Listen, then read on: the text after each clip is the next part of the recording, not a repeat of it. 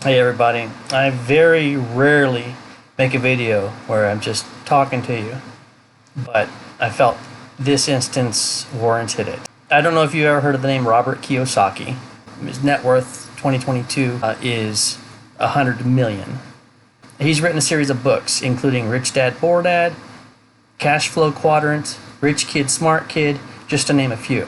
Robert Kiyosaki also has a radio show / podcast titled Rich Dad Radio Show. He also has a YouTube channel titled The Rich Dad Channel. That channel has 2.77 million subscribers.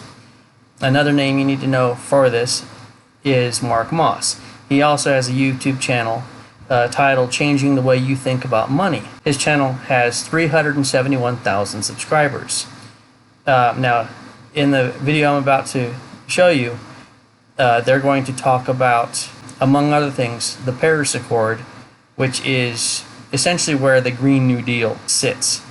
So, here you go. You entitled the article, Why It's Good to Be Hungry. Why being hungry is good. And they were saying we need people to be starving because there's all these jobs that have to be done that nobody would do unless they were starving. Who said that?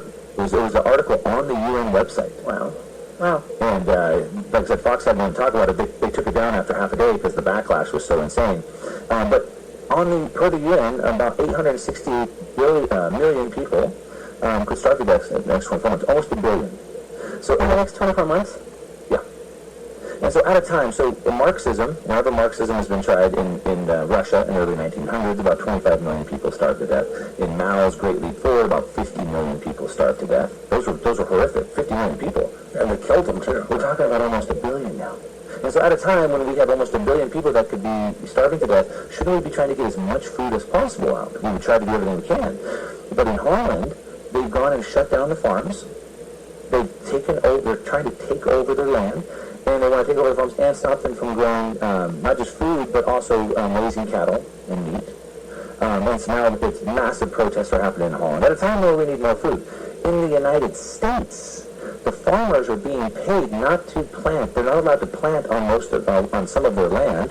And they went and they petitioned the Secretary of Agriculture and said, hey, let us plant. We can get more food. And they said, no.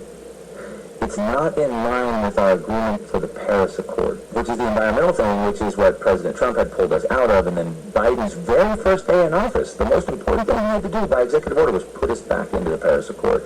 So we can't grow food in the United States because of climate change.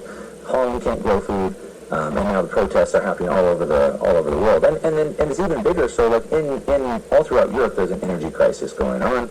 Everybody should know that by now. I've been talking about it for 2 years, and they don't have natural gas. They're dependent on Russia for natural gas. But we need natural gas in Europe to make fertilizer, and we need fertilizer to grow food. We also need natural gas to process food. Okay, well, what are the three things that the kitchen sort of said? There's the food, and then the next one is the energy. And the next one is the money. Right. And that's what Rickers was talking about. CBDC, Central Bank Digital Currency. So I can't verify whether or not an article was on the UN website. The one titled Why It's Good to Be Hungry, or Why Being Hungry is Good. If the UN took it down after a half day because of the backlash, how do I verify that? Anybody have a clue? I don't know. That factor aside, what Mr. Moss said, under Marxism in Russia in the early 1800s, about 25 million people starved to death.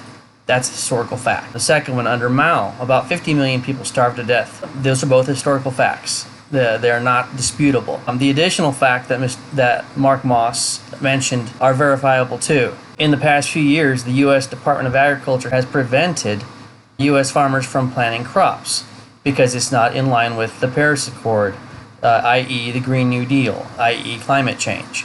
With that said, per the UN, about 860 million, with an M, million, people could starve to death. That's almost 1 billion people.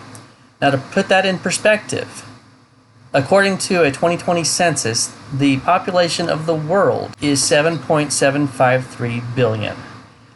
I'm rounding that up to 8 billion just for this video. So, if 1 billion people starve to death, that's 1/8 of the world's population. Let that sink in.